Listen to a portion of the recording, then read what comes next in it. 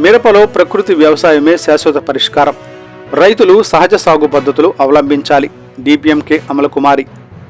గురువారం మిరప సాగులో పెరుగుతున్న వ్యయాలను తగ్గించుకోవడంతో పాటు అంతర్జాతీయ మార్కెట్లో మెరుగైన ధరలు పొందాలంటే రైతులు ప్రకృతి వ్యవసాయ విధానాలను తప్పనిసరిగా ఆచరించాలని పల్నాడు జిల్లా ప్రకృతి వ్యవసాయ ప్రాజెక్టు మేనేజర్ కె అమలకుమారి అన్నారు.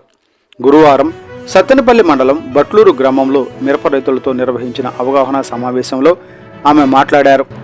ప్రస్తుతం రసాయన వ్యవసాయంలో పండిస్తున్న మిరపలో రసాయన అవశేషాలు అధికంగా ఉండడంతో మార్కెట్లో సరైన గిట్టుబాటు ధర లభించడం లేదని తెలిపారు. ఫలితంగా రైతులు ధరల ఒడిదుడుకులను ఎదుర్కొంటున్నారని పేర్కొన్నారు. ఈ పరిస్థితుల నుంచి బయటపడటానికి ప్రకృతి వ్యవసాయమే ఉత్తమమని, ప్రత్యామ్నాయమని అన్నారు. ప్రధాన పంటకు ముందు పిఎండిఎస్ 30 రకాల విత్తనాల మిశ్రమంను విత్తన గుళికల రూపంలో భూమిలో చల్లడం ద్వారా నేలలో సూక్ష్మ జీవుల వృద్ధి పెరిగి భూసారం మెరుగుపడడంతో పాటు నీటిని నిల్వ ఉంచే సామర్థ్యం పెరుగుతుందన్నారు. దీంతో ప్రధాన పంటలో చీడపీడల ఉధృతి కూడా తగ్గుతుందని వివరించారు. 45 రోజుల తర్వాత పెరిగిన జీవ పదార్థాన్ని పశువుల మేతగా వినియోగించుకోవచ్చని చెప్పారు.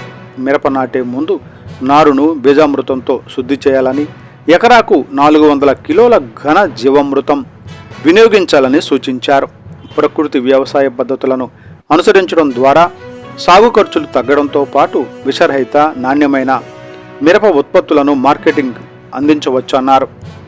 సమావేశంలో గ్రామ వ్యవసాయ అధికారి సురేష్, జిల్లా ప్రకృతి వ్యవసాయ శిక్షకులు సైదయ్య, మధుబాబు రైతులు పాల్గొన్నారు.